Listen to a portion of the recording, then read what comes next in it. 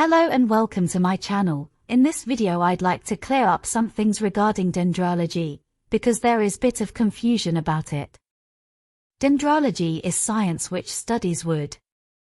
It can determine what type of wood it is and also tells us its approximate age. In the art world it mainly helps us date paintings which were painted not on canvas but upon wooden panels.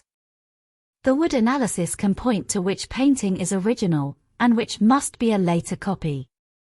But sometimes, people get one aspect of dendrology wrong. Dendrology never, and I mean never, tells us when painting was created.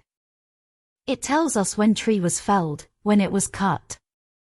You might think, but they used the wood straight away, maybe let it dry a bit, but it should be created still pretty close to date when tree was cut, right? No.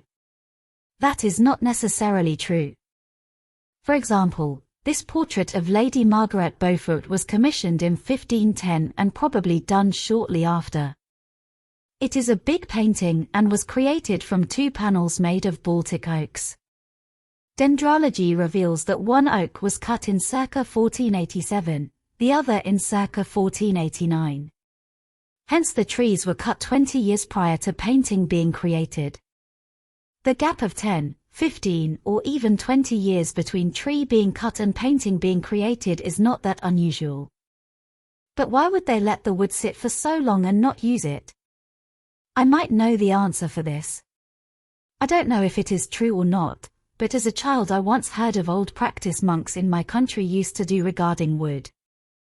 They would cut the trees and leave them in forest for a couple of years.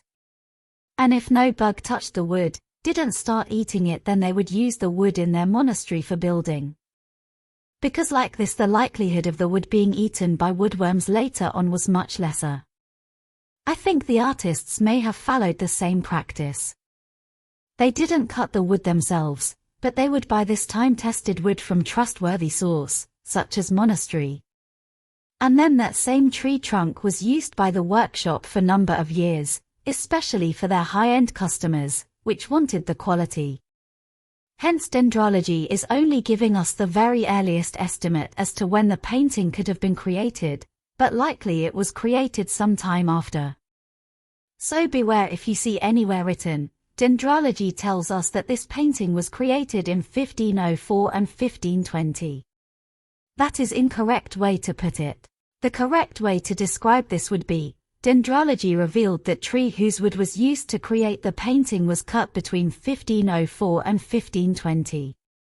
Thus the painting should not be of an earlier date. Nevertheless, the dendrology is a very important tool in research of painting, not just in revealing if painting is indeed period original, but it is an excellent way to track down artistic workshops. Normally these are nightmare to identify. Because in workshop it isn't just one artist creating art but multiple. And they come and go over the years.